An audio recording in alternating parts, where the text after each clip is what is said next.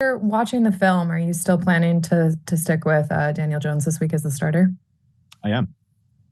What goes into that decision, and what did the film show when you rewatched the game? Yeah. Well, I think he gives us the best chance. Number one, I thought, there were a lot of plays that he did exactly what he needed to do. And then look, there were some plays where it wasn't just on Daniel, it was a collection of things. It wasn't just one person, a protection or a route. It was a collective deal. And, we'll sit here, we'll watch the tape, and we'll do everything we can do to be better this week.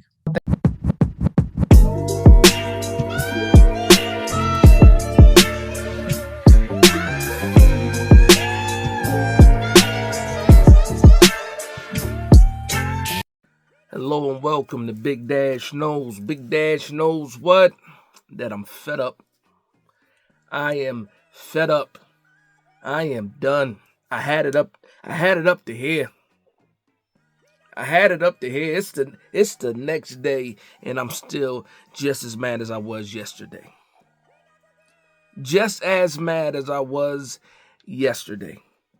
And the thing that set me off this morning, I'm listening to the spaces, people are venting, they're getting out all of their frustrations, they're letting their frustrations be heard. All this is happening. I can thumbs up, the 100 sign, this, that, because I'm agreeing with what a lot of people are saying. People are fed up. And it's not just Daniel Jones. Like, I'm still seeing comments talking about, what do you expect Brian Daboll to do with Daniel Jones? No. We are past that now. Joe Shane, we are past that now. This situation is different. My man 1T said, you know what, I'm going to go back and rewatch some of that Hard Knock stuff. Revisit it. And just see everything that Joe Shane was saying and see how everything turned out. And I thought about that. I thought about it. I'm not going to do it because I remember clearly what Joe Shane was saying. And I remember at the time people were saying, why would the New York Giants agree to go on Hard Knocks? It's just going to show us, paint this picture. And I was happy that the New York Giants went on Hard Knocks. And it wasn't like, okay, I'm just agreeing with what Joe Shane is doing or this. No, I had so many questions about what the New York Giants were actually thinking and doing. And when you got a chance to watch Hard Knocks, you knew exactly what these guys were thinking and doing. And you finally got a chance to realize that, you know what? These guys might not be the right people for the job. Fast forward to the season, fast forward to right now, and look. Everything that Joe Shane said in the Hard Knocks was wrong. He was absolutely wrong. Saying that he was trying to get to pick 3. I don't think he was going to be able to get to pick 3 no matter what, because those teams in front of us just won the quarterbacks that bad. So I'm not going to hold that part against him. But what I will hold against him is the quarterbacks that were available at pick 6. And again, this is not a knock on Malik Neighbors. But it is a knock on Joe Shane. Sure, we don't know what J.J. McCarthy's going to be because he got hurt. We don't know what Michael Penix is going to be because he's sitting behind Kirk Cousins, and Kirk Cousins is playing some pretty good football. But you still take that chance. I was high on Michael Penix, and I would have even took J.J. McCarthy. But I'm not even talking about the draft because, again, we have Malik Neighbors. But when you decide that after the draft is over, you have Drew Lock as your backup quarterback, Daniel Jones, you have Tommy DeVito. Everybody knows that's not a good enough quarterback room. From the starter to the third string quarterback, it's not a good enough room. And there were options out there. Obviously we don't know what's going to happen. I got a pretty good idea of what might happen. But at the end of the day, Nobody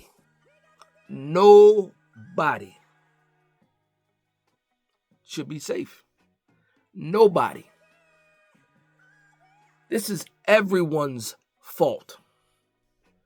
From the organization to some of the fan base, this is everyone's fault. It's my fault too because I played a role in it as well. Falling for the BS. wanting to be so positive, having so much love for this team and hoping that this team will show me something different. And guess what? We got the exact same thing that we expected to see. Expected to see. The hope is gone. We're sitting here at 2-5, and I don't know where the next win is coming from. The game planning has been awful. And let's talk about Brian Daboll a little bit. Because a lot of people will say, you know what can Brian Daboll do with this quarterback? If you don't believe that this quarterback is good enough, if you don't believe that he's good enough, why is he still in? Why is he still there? Why is he still starting? And he doubled down today. And said that Daniel Jones gives us the best chance to win. Excuse me. Sir. What? Sir? Repeat that? So for me, that's Brian Daboll punting and conceding. And we know all about punting. That's all we can do is punt on offense. That's what we do. If it involves kicking the ball, the New York Giants are right up there. Field goals, punting, we are right there. I like Brian Daboll. It might not sound like it, but I like Brian Daboll. But guess what? I like the New York Giants more than I like Brian Daboll. I like the New York Giants more than I like Joe Schoen. I like the New York Giants more than I like Daniel Jones. I can't do anything about John Mara because he's the owner. He might not be the brightest, but he's the owner, and you can't do anything with him. But Joe Schoen, Brian Daboll, Daniel Jones, you can do something with them. You know what you can do with them? The best thing that the New York Giants are known for right now, and that's punting them. You can punt Joe Schoen, you can punt Brian Daboll, and you can punt Daniel Jones. And it hurts and it sucks because I don't know what it looks like after these guys are gone, but I know what it looks like now, and I don't want to watch it anymore. I don't want to talk about it anymore. I don't want to see it. But I will. Why? Because I bleed blue and I'm a Giants fan through and through. So whether the ship is whether it's a smooth ride or the ship is sinking, I'm freaking on the ship. I'm on the ship. I can't just jump off. I don't know anything else but the New York Giants, man. That's just my dedication. And even though I know what's going on and I can see it coming, I'm still stuck on the boat, man, because that's just who I am. But I refuse to be silent about the situation. I refuse to have excuses for the coach or for the GM. As soon as you decided to make Daniel Jones his new contract, he became your quarterback. So people are saying, well, Joe Schoen and Brian Daboll got to pick their own quarterback. Are they even going to pick the right quarterback? Are they even on the same page of who they want as a quarterback? The style of quarterback? Are they seeing eye to eye? That's the conversation that needs to be had. What's going on in Shane's office now when Brian Daboll walks in that office? Because Brian Daboll is the one at all of these pressers, at the podium. He's the one answering all these questions, and Joe Schoen is doing what? Sitting in his office, hiding, dreading, running from the bye week when he has to be called to the podium and answer to the fans and answer to the beat writers. He only has a couple of more weeks before the storm is right above him. None of these guys are safe. None of them. None of them. There's not a good argument anymore to save any one of these guys. That's where I'm at. These guys can absolutely still be here next year. Daniel Jones might be the guy that they throw under the bus, and Daniel Jones deserves to be thrown under the bus because his quarterback play is a part of it. But don't blame the guy playing when the people in charge put him there, left him there, and are still backing him. That's the difference. That's what made me change my mind on Brian Daboll for sure. when you know what's going on and you continue to feed me BS at the podium in front of the mic. Daniel Jones still gives us the best chance to win, and we have not been winning. Even when he played well, we still were not winning consistently. So whether it's a good Daniel Jones or a bad Daniel Jones or a horrible Daniel Jones, we are not winning games with Daniel Jones as a quarterback. No matter how good he plays or bad he plays, it does not matter. It does not matter. And the New York Giants are the laughingstock of the league again. Again. We play the Pittsburgh Steelers on Monday night. Russell Wilson comes back and he has that offense humming. That defense is already known for being a top defense. And we're going to run out Daniel Jones. We're going to run him out there and we're going to see what happens. We're going to see what happens. Some of us already know what's going to happen. It's the slow death. It's a slow death. Slow death.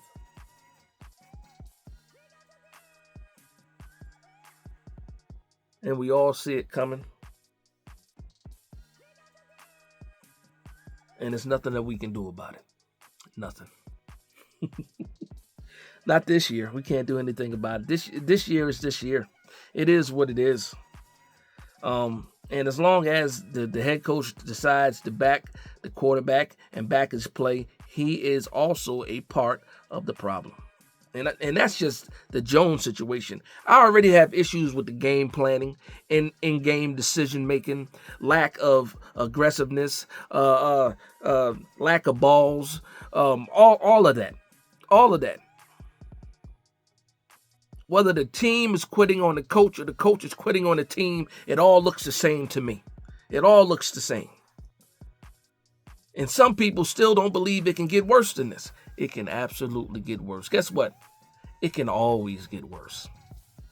It can always get worse. But I know this.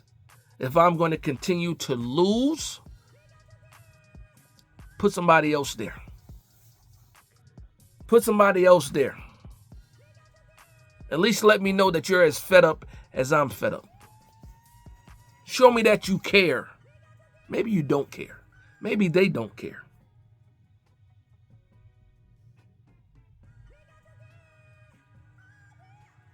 What are we doing? And the fans are arguing with the fans. What are we doing? Nobody likes what we're watching.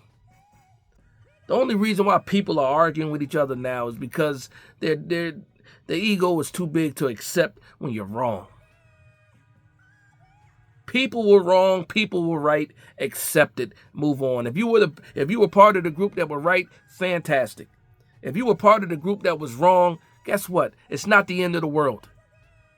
Stop fighting each other over comments made because of what you believed in. When the facts show up, either shut up or celebrate. Period. I've been wrong enough times. I'm not worried about being wrong. I care more about the future of this team and the team doing well. I don't care if I'm wrong. I care more about this team winning than how people view me if I'm wrong about something. Do I imagine me caring about that? No. If the New York Giants were 11-6 with Daniel Jones, I would just shut up and be 11-6 with Daniel Jones. But no, we're 2-5 with Daniel Jones. And guess what? Shut up. Shut up. Shut up. It's not even worth arguing with other fans anymore. We watch the same games every week. Same results. Same game plan. Same bad New York Giants week after week. They pacified us with some good defense. They pacified us with it. Shout out to the defense for actually being a bright spot of the team. But when you don't have a complete team, who cares if the defense is top 10 when the offense is dead last? What does it mean? What does it matter? It does not matter. It doesn't.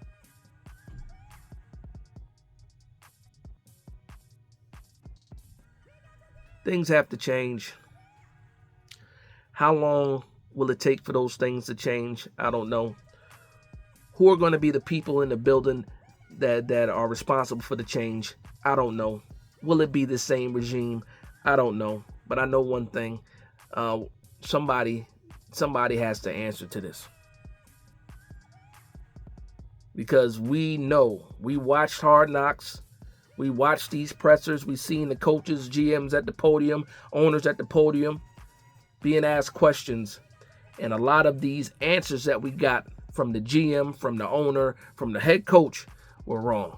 And somebody has to pay for that. They have to. You know who I feel bad for? I feel bad for Joe Shane's son. That's who I feel bad for. Because I know how kids can be. And when your dad is has a job that's popular, you know, your dad's the GM of the New York Giants, and he's doing a horrible job at being the GM, you know these kids are going to be brutal. Brutal. And the only thing I can think of is his own son saying, yeah, my dad is an idiot. My dad is an idiot. His whole family said to draft a quarterback. The whole family said it. Your son told you, you only get this job once. Imagine that. Imagine your 15, 16-year-old son. He might be 4. I don't know how old his son is. Imagine your son telling you that. I can't wait to see what Joe Shane says. It's probably going to be some BS. I can't wait to see it, though. It's probably going to be some BS, but I can't wait to see it. Funny when he was talking about the guy, he starts hemming and hawing. He is going to be hemming and hawing at the podium on the bye week, man. I just hope that the beat writers apply pressure. Do not let him move. Keep your foot on his neck and push for an answer. We probably won't get it. I know we won't get it, but I just want to see him sweat. And at the end of the day, I hope he is as uncomfortable. I hope that he is sick of what he's watching the same way that the fans are sick of watching his team every week. It's just so much cheering I can do for Dexter Lawrence and Brian Burns. And whenever Drew Phillips makes a play or Bobby Okereke makes a play, it's just so much of that I can do and then turn around and watch this offense and feel nauseous. They make me sick.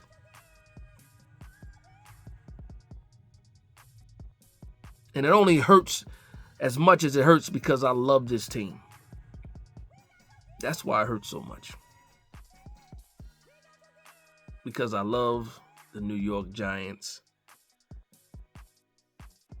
It's almost like if you had a family member that struggles with an addiction or something, and you see them going down the wrong path, and no matter what you try to do, it just you can't help them. They have to be able to help themselves. Well, the Giants need to help themselves because the fan base is sitting on the outside watching this, and it's not good. It's not good. Think about the future fans. Think about the fans of the Giants that aren't even born yet. Think about those fans and what the legacy should be. 100 years the New York Giants have been around. And on the 100th year, we look awful, horrible, terrible, disgusting. We look disgusting. We got to